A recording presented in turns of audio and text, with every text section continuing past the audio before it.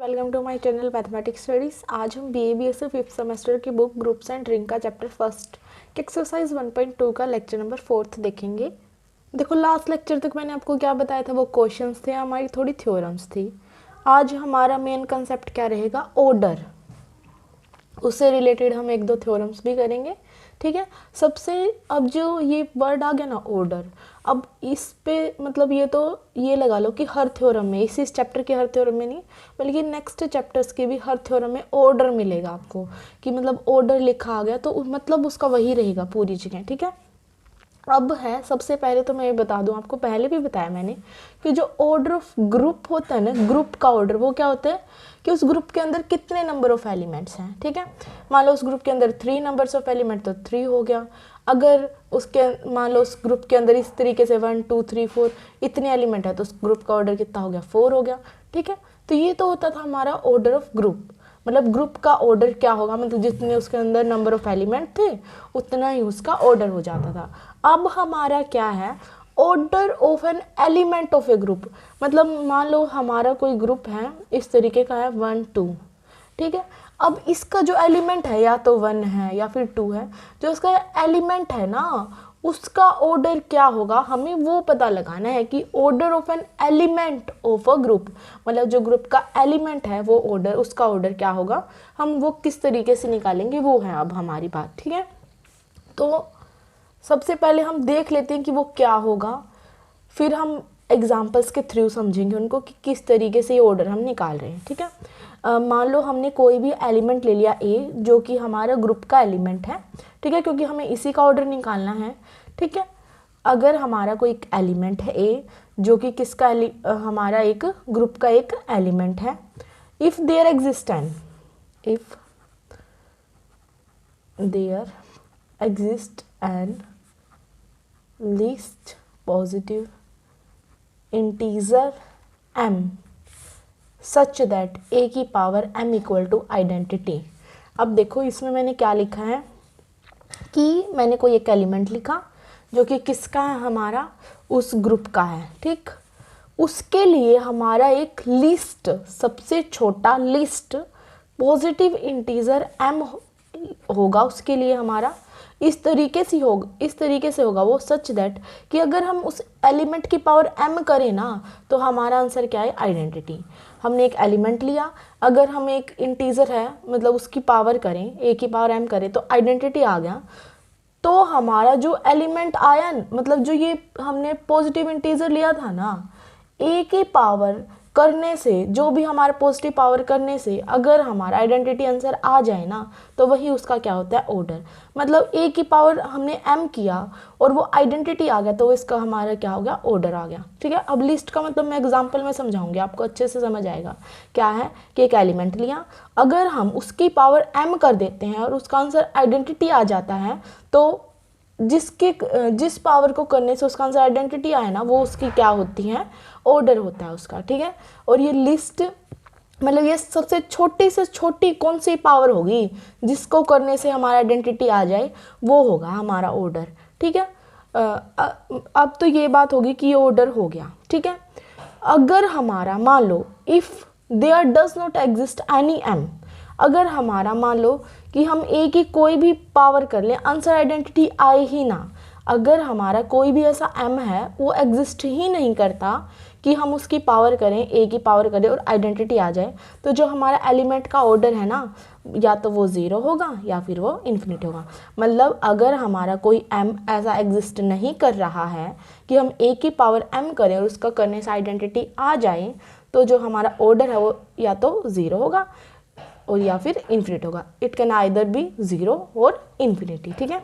अब ये लिस्ट का क्या मतलब था, अभी मैं वो बताती हूँ आपको एक एग्जाम्पल के थ्रू। देखो जैसे मैंने कोई भी एक ग्रुप ले लिया, हमारा ये पहले हमने 1.1 में भी प्रूव कर रखा है कि ये मेरा एक ग्रुप होता है, ठीक है। अब देखो ये मेरा है ही ग्रुप मल्टीप्लाई के रिस्पेक्ट में, ये हमारा एक ग्रुप था, हमने प्रूव कर रखा है, ठीक। अगर हम मान लो ओमेगा के रिस्पेक्ट में कर रहे हैं, ओमेगा की पावर 1 करें, अब देखो इसका जो आइडेंटिटी एलिमेंट क्या होता था, मल्टीप्लिकेशन में 1 होता था, ये हमने ऑलरेडी प्रूव कर रखा है। अभी हम ये देखते हैं, अगर मैं ओमेगा की पावर 1 करूँ तो यहाँ पे हमारा क्या आता था, ओमेगा मल्टीप्लाई के रिस्पेक्ट में है। ओमेगा स्क्वायर करूँ तो ओमेगा मल्टीप्लाई ओमेगा क्या आता था, ओमेगा ऑफ स्क्वायर। ठीक, अगर ओमेगा क्यूब करते थे तो omega into omega omega cube, और ओमेगा क्यूब हमारे किसके इक्वल होता था, 1 के इक्वल। ओमेगा की 4 अगर हम निकालेंगे तो वो किसके इक्वल हो जाता था, ओमेगा क्यूब इंटू ओमेगा, तो वो हमारा क्या होता है 1 इंटू ओमेगा मतलब ओमेगा। ओमेगा की 5 हमारे इसी तरीके से ओमेगा स्क्वायर हो जाता था, और ओमेगा की 6 1 हो जाता था। अब देखो जो हमारा आइडेंटिटी एलिमेंट है वो तो क्या है, मेरा 1 है। इसका आइडेंटिटी एलिमेंट मल्टीप्लिकेशन के रिस्पेक्ट में आइडेंटिटी एलिमेंट 1 होता है, तो हमारा आइडेंटिटी एलिमेंट 1 है। अब देखो ओमेगा की पावर 3 करने से भी मेरा 1 आ रहा है, और ओमेगा की 6 करने से भी 1 आ रहा है। मैंने अभी आपको क्या बताया कि अगर मैं ए की पावर m कर दूँ और उसका आंसर आइडेंटिटी आ जाए तो वो उसका ऑर्डर हो जाएगा। ठीक है, अब देखो ये ओमेगा की पावर 3 करने से भी मेरा आइडेंटिटी आ रहा है, और ओमेगा की पावर 6 करने से भी मेरा आइडेंटिटी आ रहा है। लेकिन मैंने एक वर्ड और एक्स्ट्रा ऐड किया है कि there exist an least positive integer, मतलब जो सबसे छोटी वैल्यू करने से हमारा आइडेंटिटी आएगा ना, वो ऑर्डर होगा। मतलब ओमेगा की 3 पावर करने से भी मेरा आइडेंटिटी आ रहा है, और ओमेगा की 6 पावर करने से भी आइडेंटिटी आ रहा है। लेकिन इन दोनों में छोटा कौन है, हमारा 3 नहीं है। तो जो मेरा छोटा होगा ना, जिसको करने से मेरा आंसर आइडेंटिटी आएगा, वही उसका क्या हो जाएगा, ऑर्डर। मतलब जो ऑर्डर ऑफ ओमेगा है ना, इसके अंदर वो क्या हो जाएगा, 3। मतलब जो एलिमेंट मैंने ओमेगा लिया है ना, उसका ऑर्डर मेरा क्या हो गया, 3 हो गया। क्योंकि जो सबसे लिस्ट पावर है ना उसकी 3 है, जो कि मेरा आइडेंटिटी आंसर दे रही है, तो जिसका ऑर्डर है वो क्या हो गया, 3 हो गया। ठीक है, अब जैसे मेरा एक और एग्जांपल देख लेते हैं हम, जैसे वो ये है एग्जांपल z प्लस टाइप का। ठीक है, प्लस के रिस्पेक्ट में मान लो मेरा 2 कोई भी इंटीजर है जो कि z के अंदर है, तो अब मैं 2 की पावर 1 करूँ, क्या आएगा, 2। अगर 2 की पावर 2 करूँ प्लस के रिस्पेक्ट में 2 + 2 मेरा क्या आएगा, 4।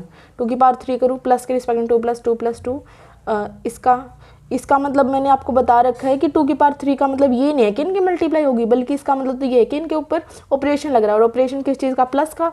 तो 2 + 2 + 2 ये क्या होगा, मेरा 6। इसी तरीके से अब हमें पता है कि प्लस के अंदर जो मेरा आइडेंटिटी एलिमेंट है वो क्या होता है, 0 होता है। अब मैं कितनी भी पावर कर लूँ इसका आंसर कभी भी 0 नहीं आएगा, राइट। मतलब मैं 2 की कितनी भी पावर कर लूँ, जो आंसर है मेरा आइडेंटिटी कभी भी नहीं बनेगा, और मेरा आइडेंटिटी कभी भी नहीं बनेगा तो इसका मतलब क्या होगा कि इसका ऑर्डर या तो 0 होगा या फिर इन्फिनिटी होगा। ठीक है, मैंने बताया था ना कि अगर हमें ऐसा कोई एलिमेंट ले लें हम और उसकी पावर करने से हमारा आंसर आइडेंटिटी ना बने, तो जो उसका ऑर्डर है वो या तो 0 होगा या इन्फिनिटी होगा, राइट। तो ये वही वाला केस है हमारा। जैसे इसमें मैंने करके देखी, पावर 1 2 3 मैं कितनी भी पावर कर लूँ, कोई 2 को ऐड करने से हमारा थोड़ा ना 0 आ जाएगा, नहीं आएगा, वो आइडेंटिटी आएगा ही नहीं, और आइडेंटिटी नहीं आएगा तो जो उसका ऑर्डर है वो या तो 0 होगा या फिर इन्फिनिटी होगा, राइट। तो ये हमारा कुछ ऑर्डर के बारे में था। अभी थोड़ा और देख लेते हैं हम कि अब हमें क्या पता चल गया यहाँ से कि अगर मेरा ऑर्डर ऑफ ए m है, मतलब a की पावर m अगर हमने लिया, आइडेंटिटी आया, तो मेरा जो ऑर्डर ऑफ a है वो m है। ठीक, अब इसको हम थोड़ा और आगे देखते हैं कि इसका क्या मतलब होगा कि ऑर्डर ऑफ a अगर मेरा m है, ये जैसे a का मतलब क्या है, कोई एलिमेंट है, और उसके पावर मैंने जब m की ना तो मेरा आइडेंटिटी आंसर आया है। मतलब कि जैसे ये मेरा ओमेगा, उसकी पावर 3 करी तो मैंने आइडेंटिटी आंसर क्या आ गया था, मेरा 1 आ गया था। ठीक है, अगर मैंने ऑर्डर ऑफ a m ले लिया, मतलब किसी भी एलिमेंट का ऑर्डर लिया हमने, वो m आया है, इसका मतलब क्या हुआ कि अगर मैं a की पावर m कर दूंगी ना, उसका आंसर पक्का क्या होगा, आइडेंटिटी होगा। ठीक है, इसका मतलब तो साफ साफ हमें दिख रहा है कि अगर ऑर्डर ऑफ ए m है तो मैं a की पावर m कर दूँ तो वो क्या होगा, आइडेंटिटी। थ्योरम्स में डायरेक्ट ये यूज़ होगा कि मान लो किसी भी चीज़ का ये बोल दे ऑर्डर ऑफ ए 2 है, तो इसका मतलब क्या होगा, a की पावर 2 मेरा क्या है, आइडेंटिटी है। ठीक है, सिमिलर अगर मेरा ऑर्डर ऑफ ए m है तो a की पावर m मेरा क्या है, आइडेंटिटी। ठीक, अब अगर मेरा ये बोल देना कि a की पावर m आइडेंटिटी है, तो ज़रूरी नहीं है कि मेरा ऑर्डर ऑफ ए m होगा, वो हमारा लेस देन इक्वल टू हो सकता है। देखो ये बात मैं क्यों बोल रही थी, यहाँ पे देखो ऑर्डर ऑफ ए मेरा आइडेंटिटी आ गया। ठीक, अब देखो ओमेगा की 6 पावर भी मेरा 1 दे रहा है और ओमेगा की 3 पावर भी मेरा 1 दे रहा है, राइट। क्या पता हमारी जो ये m वैल्यू है ना, ये वो वाली m वैल्यू हो, ठीक, कि ओमेगा की 6 पावर मेरा 1 है। तो मतलब क्या हुआ कि ऑर्डर ऑफ a है ना मेरा, इस m से, इस 6 से, असलियत में तो मेरा ऑर्डर यहाँ पे क्या है, 3 है, और 6 करने से भी मेरा आंसर आइडेंटिटी आ रहा है। इसका मतलब जो ये ऑर्डर होगा ना, ये 3 वैल्यू, या तो वो जो ये नेक्स्ट वैल्यू आई उससे छोटी होगी, या फिर क्या पता वो 3 ही हो। मतलब जो ऑर्डर ऑफ ए है ना, वो या तो लेस देन m होगा, या फिर वो क्या पता 3 ही हो m की वैल्यू। क्या पता हमने यहाँ पे बोल रखा हो कि ओमेगा की 3 है और वो 1 दे रहा हो, क्या पता हमें बोल रखा ओमेगा की 6 है वो 1 दे रहा हो। मतलब जो मेरा ऑर्डर ऑफ ओमेगा है ना, क्या पता मेरा यहाँ पे m है ना वो 6 दे रखा हो, तो मैं ये लिखूंगी ना कि ऑर्डर ऑफ a है ना वो लेस देन इक्वल टू 6 है, ठीक। मतलब समझ गए कि क्या होगा कि यहाँ पे जो ओमेगा की पावर 3 है वो भी 1 आंसर दे रही है, और ओमेगा की पावर 6 है वो भी 1 आंसर दे रही है, लेकिन जो मेरा ऑर्डर है वो तो लिस्ट पावर होती है। तो हम यहाँ पे हमें क्या साइन लगाना पड़ेगा, लेस देन और इक्वल टू का। इक्वल टू का तो क्यों, क्या पता हमें ये 3 पावर ही दे रखी हो, लेकिन अगर 6 दे रखी होगी ना तो वो तो इससे छोटी होगी, तो less than equal to m, ठीक है। अब ये 2 पॉइंट थे मेन, कि अगर हमारा क्वेश्चन में ये बोल दिया ना कि order of a equal to m है, तो आप डायरेक्ट लिख सकते हो कि a की पावर m आइडेंटिटी हो गई। लेकिन अगर उन्होंने ये बोल दिया ना कि a की पावर m आइडेंटिटी है, तो आप क्या लिखोगे, order of a less than equal to m है, ठीक। ये थी आपकी 2 बातें, ठीक। और एक बात और, कि जो हमारा आइडेंटिटी एलिमेंट होता है ना, ये बात खत्म हो गई और यही मेन बातें थी। थ्योरम से हम डायरेक्ट यही यूज़ करेंगे। जो ये मैंने बताया कंसेप्ट, आपका ये जरूर आ सकता है कंपल्सरी क्वेश्चन में कि ऑर्डर ऑफ एलिमेंट क्या होता है, तो आप पहले ये डेफिनेशन वगैरह बता देना, फिर एक एग्जाम्पल दे के भी बताना, ओके। तो ये इस तरीके से हो जाएगा। अब एक और छोटी सी बात है कि जो हमारा आइडेंटिटी एलिमेंट होता है ना, आइडेंटिटी एलिमेंट ई, जो उसका ऑर्डर है ऑलवेज क्या होता है, 1। मतलब और ये भी कंपल्सरी क्वेश्चन के लिए इंपॉर्टेंट है कि ये बोल देते हैं कि ऑर्डर ऑफ आइडेंटिटी एलिमेंट हमारा क्या होता है, order of identity element always हमारा क्या होता है, 1 होता है, ठीक है। तो ये हो गया हमारा ऑर्डर का कंसेप्ट। अब हम इससे रिलेटेड थोड़ी थ्योरम्स कर लेते हैं। देखो मेरी थ्योरम क्या कहती है, अभी ये फर्स्ट थ्योरम है मेरी। अभी ये जो एक थ्योरम तो आपको थोड़ी अलग सी लगेगी कि ऑर्डर के बारे में है। अभी जो कंसेप्ट मैं इस थ्योरम में यूज़ करूँगी ना, जो इस थ्योरम का कंसेप्ट होगा वो आगे काफ़ी सारी थ्योरम्स में यूज़ होगा। मैं बताऊँगी कौन सी वाली लाइन, 2 लाइन इस थ्योरम की मोस्ट इंपॉर्टेंट है, जो कि आगे वाली थ्योरम में हम यूज़ करते ही रहेंगे जब तक तो आपको याद ही हो जाएगा कि इससे नेक्स्ट स्टेप यही आएगा, ठीक। तो अब है हमारी ये वाली थ्योरम, क्या बोल रही है थ्योरम, कि the order of every element of a finite group. मतलब जो मेरा एक ग्रुप दे रखा है जो कि फाइनाइट है, उसके हर एक एलिमेंट का ऑर्डर है वो भी क्या होगा, फाइनाइट होगा। The order of every element of a finite group is finite. हमारा हर एक एलिमेंट का, हमारे ग्रुप के हर एक एलिमेंट का जो ऑर्डर होगा वो भी क्या होगा, फाइनाइट होगा। फाइनाइट ग्रुप के हर एक एलिमेंट का ऑर्डर भी क्या होगा, फाइनाइट होगा। एंड इज लेस देन और इक्वल टू, और वो या तो कम होगा या उसके इक्वल होगा, किसके, ऑर्डर ऑफ ग्रुप के, ठीक है। ये हमें क्या करना है, इसके अंदर प्रूव करना है इस थ्योरम के अंदर। तो मतलब हमें क्या दे रखा है कि कोई भी एक ग्रुप दे रखा है जो कि फाइनाइट ग्रुप है, ठीक। और हमें प्रूव क्या करना है कि उसके अंदर कोई एलिमेंट है उसका ऑर्डर भी फाइनाइट होगा।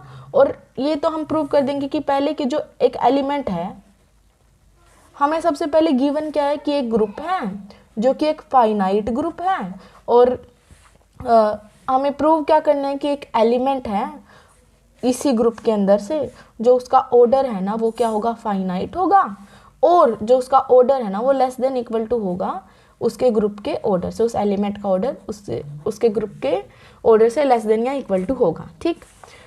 ये थी थ्योरम कि the order of every element of a finite group, हमारा जो ऑर्डर होगा ना हर एक एलिमेंट का एक फाइनाइट ग्रुप में से वो क्या होगा, फाइनाइट होगा। और वो पहले तो हम क्या प्रूव करेंगे कि वो फाइनाइट है, फिर हम प्रूव करेंगे कि जो ऑर्डर है ना एलिमेंट का वो लेस देन इक्वल टू है ग्रुप के ऑर्डर से। ये मैं इसलिए बता रही हूँ 2-3 बार, क्योंकि यहीं पे कंफ्यूजन होती है, बच्चों को स्टेटमेंट ही समझ नहीं आती। मेन हमारी स्टेटमेंट होती है, अगर ये लाइन हम तोड़ तोड़ के हमें समझ आ जाए ना कि इसमें बोल क्या रखा है, फिर आगे थ्योरम में कुछ नहीं बचता, ठीक। बोल रखा है कि जो हमारा ग्रुप है वो फाइनाइट है, ठीक। ये तो हमें गिवन है, तो लिख दो सिंस हमें जी डॉट कोई ग्रुप दे रखा है बी एनी फाइनाइट ग्रुप, ये हमें क्या दे रखा है, एक फाइनाइट ग्रुप दे रखा है। फिर इन्होंने बोला कि every element of a finite group is, जो ऑर्डर है ना every element of a finite group का, वो क्या है, फाइनाइट है, तो वो हमें प्रूव करना है। तो अब कोई एलिमेंट भी तो लेना पड़ेगा जिसको हम प्रूव करेंगे कि इसका ऑर्डर फाइनाइट है, ठीक। तो मैंने एक एलिमेंट ले लिया, इफ एक एलिमेंट ले लिया जी के अंदर से, एक एलिमेंट मैंने क्या ले लिया, ए, किसके अंदर से, जी के अंदर से, ग्रुप के अंदर से ही तो लेंगे एलिमेंट, तो वो मैंने ले लिया, ठीक है। अब मैंने ए जी के अंदर से ले लिया। अब हमें पता है कि क्योंकि ये ग्रुप है, ग्रुप हमारी क्लोजर की प्रॉपर्टी को सेटिस्फाई करेगा, तो ए मेरा किसके अंदर है, जी के अंदर, तो ए इंटू ए भी मेरा किसके अंदर होगा, जी के अंदर होगा, बाय क्लोजर प्रॉपर्टी। ए मेरा एलिमेंट है जी के अंदर, ठीक। तो इन दोनों की प्रोडक्ट भी मेरी किसके अंदर होगी, मतलब इन दोनों के ऊपर अगर मैं ऑपरेशन लगा दूँ तो वो भी किसके अंदर होगा, जी के अंदर होगा, बाय क्लोजर प्रॉपर्टी, ठीक है। तो मेरा ए डॉट ए भी क्या होगा, ग्रुप जी के अंदर होगा बाय क्लोजर प्रॉपर्टी, ठीक है। मतलब मेरा ए की पावर 2 जी के अंदर होगा, सिमिलर ए की पावर 3 जी के अंदर होगा, ए की पावर 4 जी के अंदर होगा, ठीक है। तो हम लिख सकते हैं कि ए की पावर 2, ए की पावर 3, ए की पावर n, और उसके बाद भी जितने भी एलिमेंट होंगे, ऑल एलिमेंट किसके अंदर हैं, जी के अंदर हैं। अभी तक हमने क्या बोला, जो जो इन्होंने बोल रखा था ना स्टेटमेंट के अंदर, वही लिया है कि जी हमारा एक फाइनाइट ग्रुप है, एक एलिमेंट है, उसका ऑर्डर हमें क्या प्रूव करना, फाइनाइट प्रूव करना। तो एक एलिमेंट मैंने ले लिया, उसके बाद कुछ नहीं किया, सिर्फ हमें पता है कि ए अगर जी के अंदर बिलोंग कर रहा है तो क्लोजर की प्रॉपर्टी से ए की पावर 2, ए की पावर 3, ए की पावर n और ए की पावर n+1 जितने भी एलिमेंट होंगे सारे के सारे किसके अंदर बिलोंग करेंगे, हमारे सारे के सारे किसके एलिमेंट होंगे, जी के एलिमेंट होंगे, ठीक है। अब देखो ये हमारे सारे के सारे एलिमेंट हो गए। अब इन्होंने क्या बोल रखा है कि जो जी ग्रुप है ना वो एक मेरा फाइनाइट ग्रुप है। फाइनाइट ग्रुप का क्या मतलब है कि हमें ये है कि मतलब उसके अंदर फाइनाइट नंबर ऑफ एलिमेंट्स हैं, राइट। फाइनाइट फॉर एग्जांपल जैसे मेरा फाइनाइट ग्रुप ये हो गया कि फाइनाइट का मतलब क्या होता है कि हमें पता है कि इसके अंदर 1 2 3 4 5 6 7, ठीक है, मान लो इतने एलिमेंट हैं, ठीक है। अगर और एलिमेंट इसके अंदर होंगे ना तो वो रिपीट ही होंगे, मतलब 1 2 3 4 5 6 7 4 3 2 इस तरीके से, मतलब 7 एलिमेंट तो उसमें है। और अब देखो इनफाइनाइट का मतलब तो क्या होता है कि 1 2 3 4 अप टू इन्फिनिटी वो चलते जाएंगे, कुछ भी उनमें मतलब इक्वल नहीं होगा। लेकिन फाइनाइट का मतलब तो क्या है कि एक टाइम के बाद वो पक्का रिपीट होना स्टार्ट हो जाएंगे। इसका मतलब तो यही है कि फाइनाइट हैं, तो इसका मतलब कि मान लो कि कोई हमने 10 एलिमेंट ले लिए तो 10 तो हैं, उसके बाद अगर होंगे तो वो रिपीट होना शुरू हो जाएंगे, मतलब वो फाइनाइट हैं कि वो इतने ही हैं, ठीक। तो अगर ये मेरे सारे एलिमेंट किसके अंदर हो गए, जी के अंदर हो गए। लेकिन क्योंकि इन्होंने बोल रखा है कि जी मेरा एक क्या है, फाइनाइट ग्रुप है, तो पक्का हमारे पास कोई भी 2 एलिमेंट ऐसे जरूर होंगे जो कि एक दूसरे के इक्वल होंगे। जैसे कि क्या पता मेरा A3 और कोई A6 एलिमेंट है ना वो क्या हो जाए, इक्वल हो जाए। तो लिख दो since G is an finite group so we must have 2 elements जो कि क्या होंगे, इक्वल होंगे। वो मैंने एक एलिमेंट मान लिया ए की m1, मतलब मान लो मैंने कोई एक एलिमेंट है ए की 2 और कोई एक एलिमेंट ए की पावर ए की 11, तो वो इक्वल हो गए। लेकिन जो 2 ए की पावर 2 और ए की पावर 11 है, इसमें ये 2 और 11 तो क्या अलग अलग हैं, मतलब इनका आंसर सेम आएगा ना, पावर तो इनके अलग अलग ही है। तो ए की पावर m1 और ए की पावर m2 मैंने इस तरीके से ले लिया। और जो m1 m2 क्या है, हमारी पावर अलग अलग है, या आप m1 ग्रेटर देन m2 लिख दो या फिर आप m2 ग्रेटर देन m1 लिख दो। बस कहने का मतलब ये है कि जो ये वैल्यू है ना वो अलग अलग है, ठीक। तो हमारे क्या बोला मैंने कि क्योंकि एक जी फाइनाइट ग्रुप है तो पक्का जो एलिमेंट है वो रिपीट होंगे। तो एक एलिमेंट ये होगा, एक एलिमेंट ये होगा, तो ये हमारे रिपीट होंगे तो मतलब ये इक्वल हो जाएंगे, ठीक। अब देखो हमें तो किससे रिलेट करवाना है क्वेश्चन को कि ऑर्डर ऑफ एवरी एलिमेंट, हमें तो इसका ऑर्डर बताना है। ऑर्डर हमें पता है कि अगर मुझे ऑर्डर ऑफ ए बताना है ना तो हमारा कुछ आइडेंटिटी वगैरह से रिलेट करवाना पड़ेगा, ठीक है इसको। तो अगर मुझे आइडेंटिटी वगैरह से रिलेट करवाना है तो अगर मैं दोनों साइड ए की पावर -2 ले लूँ, ए की पावर माइनस ऑफ m2 ले लूँ अगर दोनों साइड, तो देखो वो किस तरीके से होगा, ए की पावर m1 अगर मैं ए की पावर माइनस ऑफ m2 ले रही हूँ तो यहाँ क्या हो जाएगा माइनस ऑफ m2, और यहाँ m2 माइनस ऑफ m2, तो ये क्या होगा ए की पावर m1 माइनस m2, और ए की पावर 0। ए की पावर 0 हमें पता है कि वो किसके इक्वल होता है, आइडेंटिटी के इक्वल होता है। ऑपरेशन के अंदर किसी की पावर 0 हमारी आइडेंटिटी के इक्वल होती है, राइट। तो हमारा ये होगा, मतलब यहाँ से हमारा क्या होगा ए की power m1 minus m2 equal to identity. यहाँ पे लिख देना कि हमने ऑपरेशन लगाया है ए की पावर माइनस m2 दोनों साइड, ठीक। तो हमारा ये आ गया m1 माइनस m2, मैंने कुछ भी ले लिया m1 माइनस m2, ये मैंने मान लिया कि ये कोई m है, तो ए की पावर m की किसके इक्वल आ गया, आइडेंटिटी के इक्वल आ गया। अभी मैंने आपको यहाँ पे बताया था अगर मेरा ए की पावर m आइडेंटिटी है तो इसका मतलब क्या है कि order of A less than equal to m है। इसका मतलब क्या है, order of A less than equal to m है। मतलब मेरा ऑर्डर ऑफ ए है ना किसी एक फाइनाइट वैल्यू से छोटा आ गया, क्योंकि मेरी m क्या है, एक फाइनाइट वैल्यू है। देखो m1 और m2 मेरी दो फाइनाइट वैल्यू थे, इनमें से क्योंकि एक फाइनाइट ग्रुप है तो ये दो वैल्यू इनके बीच में से हम कोई लेंगे वो फाइनाइट वैल्यू होगी। मान लो मैंने 2 और 11 ली थी, ठीक है। अब मैं 11 में से अगर 2 को सब्ट्रैक्ट कर दूँ तो मेरा क्या आएगा, 9 आएगा, जो कि एक फाइनाइट वैल्यू है। मतलब मेरा जो m है वो भी क्या है, फाइनाइट वैल्यू है, ठीक है। तो जो मेरा ऑर्डर ऑफ ए है वो less than equal to m आ गया, मतलब जो मेरा ऑर्डर ऑफ ए है वो लेस देन इक्वल टू किसके आ गया, एक फाइनाइट वैल्यू के आ गया। इसका मतलब जो हमें प्रूव करना था फर्स्ट चीज़ वो हमने प्रूव कर दी है। क्या बोला था कि order of every element of a finite group, एक फाइनाइट ग्रुप लिया था, उसका एक एलिमेंट लिया था और उसका ऑर्डर क्या आ गया, फाइनाइट आ गया। तो अगर मेरी कोई एक चीज़ किसी फाइनाइट वैल्यू से लेस है तो इसका मतलब क्या होगा कि ये मान लो मेरी ऑर्डर ऑफ ए किसी 10 से छोटा है, इसका मतलब ये वैल्यू मेरी क्या हो गई, फाइनाइट हो गई। हमें पता चल गया कि 10 से तो छोटा है, इसका मतलब वो फाइनाइट हो गया। तो इसका मतलब जो मेरा ऑर्डर ऑफ ए है वो क्या होगा, फाइनाइट हो गया। एक टर्म तो हमने प्रूव कर दी जो इन्होंने थ्योरम के अंदर बोल रखी थी। देखो इस तरीके से किया, ये जो ये वाला स्टेप था ना रिपीट होने वाला, ये आपका आगे थ्योरम्स में यूज़ होगा और वहाँ पे मैं इतना डिटेल में नहीं जाऊँगी, सीधा बोलूँगी कि फाइनाइट है तो रिपीट होंगे तो दो एलिमेंट इक्वल होंगे, ठीक।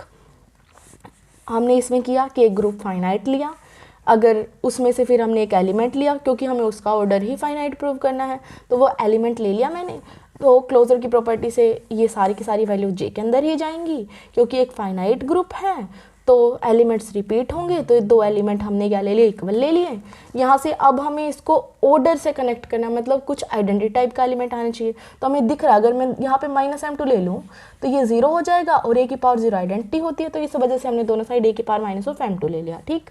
देन इसको हमने m मान लिया कि m इक्वल टू आइडेंटिटी आ गया, मतलब order of A less than equal to m आ गया, मतलब order of A less than होगा किसी फाइनाइट वैल्यू, तो मतलब जो मेरा ऑर्डर ऑफ ए है वो क्या हो गया, एक फाइनाइट वैल्यू हो गया। और यही हमें प्रूव करना था। अब यहाँ नेक्स्ट क्या प्रूव करना है, जो ऑर्डर है ना वो फाइनाइट तो है और ऑल्सो हमें क्या भी प्रूव करना है कि जो ऑर्डर है ना वो लेस देन और इक्वल टू है ऑर्डर ऑफ द ग्रुप की, मतलब जो ऑर्डर ऑफ ए है वो लेस देन इक्वल टू होगा ऑर्डर ऑफ ग्रुप की। देखो अब हम क्या करेंगे, ये जो मेरा ऑर्डर ऑफ ए आया था ना वो less than equal to finite value, मतलब मेरी ये टर्म आई थी अब order of A less than equal to m। मैंने मान लिया कि जो मेरा ऑर्डर ऑफ ए है ना वो n है, ठीक है, और n मेरा क्या है, less than equal to m है, ठीक। देखो क्या है कि मेरा ऑर्डर ऑफ ए मैंने माना है n जो कि किसके equal, less than equal to m है, ठीक। अभी मैं ये कर रही हूँ, ये समझो कि किस तरीके से किया, क्यों किया है ये आपको बाद में पता चल जाएगा कि क्यों किया, ठीक। ऑर्डर ऑफ ए मैंने यहाँ पे क्या ले ली, इसकी वैल्यू n ले ली और वो किससे लेस देन इक्वल टू होगी, m से इक्वल होगी, ठीक है।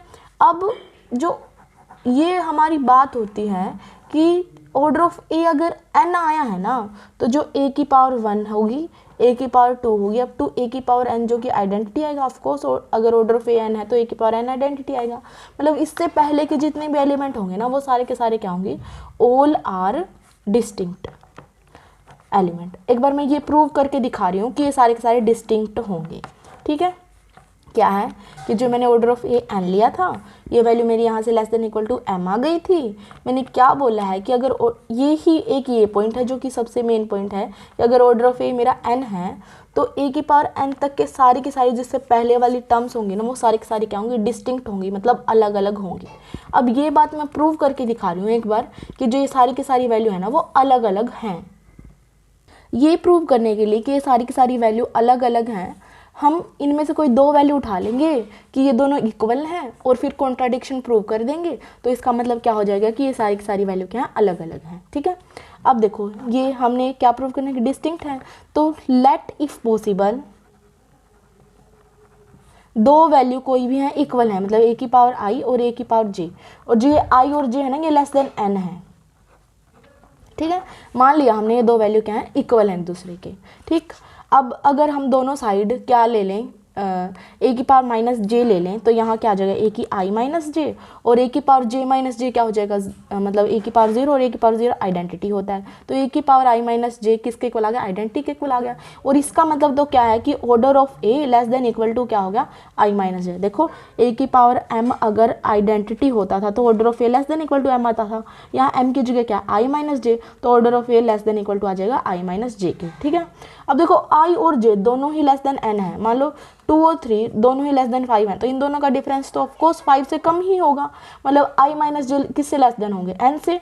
लेकिन हमने तो अभी बोला था कि ऑर्डर ऑफ ए मेरा एन है, क्या फिर ऑर्डर ऑफ ए अगर एन है तो वो लेस देन हो सकता है एन से, नहीं हो सकता, विच इज़ एन कॉन्ट्राडिक्शन, और ये कॉन्ट्राडिक्शन है, तो इसका मतलब क्या हो गया कि मेरे कोई भी दो एलिमेंट इसके अंदर इक्वल नहीं हो सकते। इसका मतलब क्या हो गया कि यहाँ से लेके a1 की ए की पावर 1, ए की पावर 2, ए की पावर n सारे के सारे जो एलिमेंट्स हैं ना जी के अंदर वो क्या है, डिस्टिंक्ट हैं। इसका मतलब जो हमारे जी के अंदर कितने नंबर ऑफ एलिमेंट हैं, n नंबर ऑफ एलिमेंट्स हैं, और सारे के सारे क्या है, डिस्टिंक्ट हैं। यहाँ से हमें ये पता चल गया। ठीक है, लेकिन हमें प्रूव तो क्या करना है कि जो मेरा ऑर्डर ऑफ ए है ना, मतलब एलिमेंट का जो ऑर्डर है ना वो लेस देन इक्वल टू है ग्रुप के ऑर्डर से, हमें प्रूफ ये करना है। ठीक है, क्या प्रूव करना है कि जो एलिमेंट का ऑर्डर है ना वो लेस देन है ग्रुप के ऑर्डर से, लेस देन इक्वल टू। ठीक है, हमें ये प्रूव करना है। तो हम क्या करेंगे, वही कॉन्ट्राडिक्शन से प्रूव करने की कोशिश करेंगे कि लेट इफ पॉसिबल, अगर पॉसिबल है तो हमने ले लिया लेट इफ पॉसिबल कि जो ऑर्डर ऑफ एलिमेंट है ना वो ग्रेटर देन है ऑर्डर ऑफ ग्रुप से। ठीक है, ऑर्डर ऑफ ए मैंने क्या माना था अभी, एन। ऑर्डर ऑफ जी का क्या मतलब होता है कि number of element in G, element कितने हैं, नंबर ऑफ एलिमेंट जी के अंदर, अभी हमने देखा है कि नंबर ऑफ एलिमेंट जी के अंदर कितने हैं, एन है, और सारे के सारे डिस्टिंक्ट हैं। ये वैल्यू क्या आ गई, एन। क्या एन खुद से बड़ा हो सकता है, नहीं हो सकता। इसका मतलब क्या हो गया, this is an contradiction, contradiction है, तो इसका मतलब क्या हो गया कि जो मेरा ऑर्डर ऑफ ए है ना वो ग्रेटर देन नहीं बल्कि लेस देन, क्योंकि हमने यहाँ पे इक्वल टू का केस नहीं लिया था ना, तो ये सिर्फ ग्रेटर देन के लिए कॉन्ट्राडिक्शन है, मतलब लेस देन और इक्वल टू होगा ऑर्डर ऑफ जी से। अभी हमें प्रूव तो ये करना था, बीच में हमने वो पहले जो ये चीज़ प्रूव क्यों करी है, क्योंकि हमें यहाँ पे इसकी नीड पड़ती कि ऑर्डर ऑफ जी हमारा क्या होता है, नंबर ऑफ एलिमेंट इन जी, और ये तो हमें पता ही नहीं था कि नंबर ऑफ एलिमेंट कितने हैं जी के अंदर। तो ये प्रूव पहले मैंने इसलिए किया है क्योंकि हमें ये चाहिए था कि इसके अंदर एटलीस्ट हमारे एन एलिमेंट तो हैं ही, और ये मैंने दिखा दिया कि इसके अंदर एन एलिमेंट थे, तो एन थोड़ा ना खुद से ही छोटा होगा, तो हमारा कॉन्ट्राडिक्शन आ गया। मतलब जो मेरा ऑर्डर ऑफ ए है वो किससे, मतलब जो एलिमेंट का ऑर्डर है वो किससे लेस देन हो गया, ग्रुप के ऑर्डर से। जो ये थ्योरम है ना इसका रिजल्ट भी इम्पोर्टेंट है। ऑल्सो जो ये स्टेप था एक तो ये कि अगर हमारा कोई भी जो ये दे रखा है ग्रुप वो फाइनाइट है तो जो वैल्यूज़ हैं वो रिपीट होंगी, तो दो वैल्यूज़ पक्का इक्वल, हमारी कोई भी दो वैल्यू इक्वल होंगी। ठीक है, एक तो ये वाला रिजल्ट। ऑल्सो एक ये वाला रिजल्ट कि ऑर्डर ऑफ ए अगर n है ना तो ए की पावर n तक की सारी वैल्यू होंगी ना वो डिस्टिंक्ट होंगी। ये दो रिजल्ट तो हम लगभग थ्योरम्स में आगे यूज़ करेंगे डायरेक्ट, तो ये आपको पता होने चाहिए। ओके, तो ये थी आपकी एक थ्योरम। नेक्स्ट जो थ्योरम होंगे वो नेक्स्ट लेक्चर से करेंगे। Okay, thank you guys for watching my video. Please do like share and subscribe to my channel. Thank you so much.